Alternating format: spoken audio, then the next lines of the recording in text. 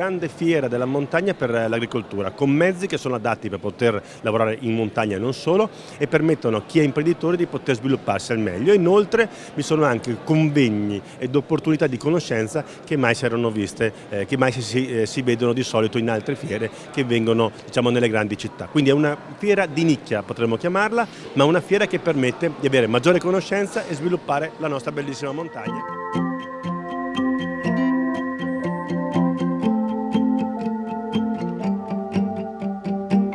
Noi siamo presenti in questa fiera da circa 30 anni, siamo qua per fedeltà alla fiera e per incontrare i nostri clienti che da 30 anni seguono questa fiera e li troviamo in questa occasione.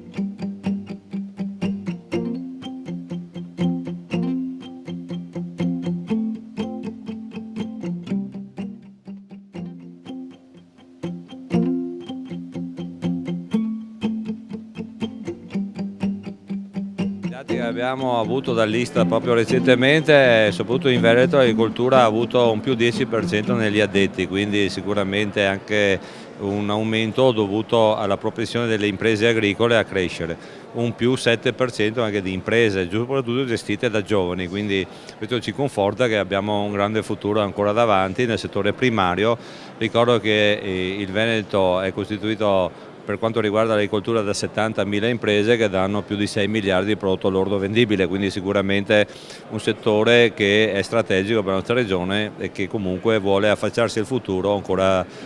proponendo tanti prodotti di qualità e naturalmente certificati. Noi siamo la prima regione anche per prodotti a marchio, quindi sicuramente una grande agricoltura, noi la stiamo seguendo, aiutando e i risultati li stiamo vedendo. È un traguardo importante per Longarone, ma soprattutto per il mondo dell'agricoltura di montagna. Questa è una manifestazione che negli anni è cresciuta tantissimo e il mio pensiero va intanto a chi l'ha ideata e poi a chi l'ha portata avanti, ringraziando soprattutto gli espositori che credono fortemente in questo evento, che arriva soprattutto da alcuni mesi da quello che ci è accaduto, cioè l'alluvione, la cosiddetta tempesta Vaia come è stata denominata. E quest'anno quindi ha un significato doppio questa fiera, anche un senso di rilancio e di ripartenza di un territorio fragile che è stato segnato profondamente ma che ha tanta voglia di ricominciare a ripartire.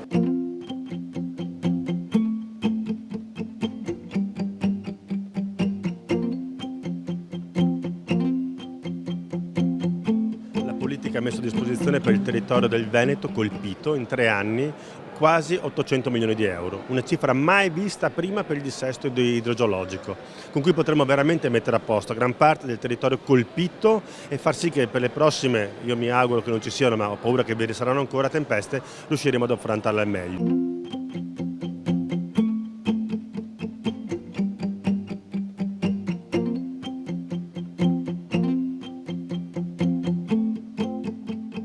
Questa fiera è la fiera di montagna dell'agricoltura e zootecnia, quindi è strutturata con la presentazione di tantissimi macchinari, nuove tecnologie, attrezzature per l'agricoltura ma anche per la zootecnia. Poi c'è un padiglione che è dedicato invece agli animali e più che agli animali diciamo è dedicato a coloro che magari con bambini, le famiglie vogliono andare a vedere gli animali e capire come si alleva un animale, toccarli, accarezzarli. Ci sono animali di tutti i tipi, è molto interessante anche da questo punto di vista perché è una fiera per i B2B, cioè per gli incontri fra imprese, ma è una fiera anche per le famiglie.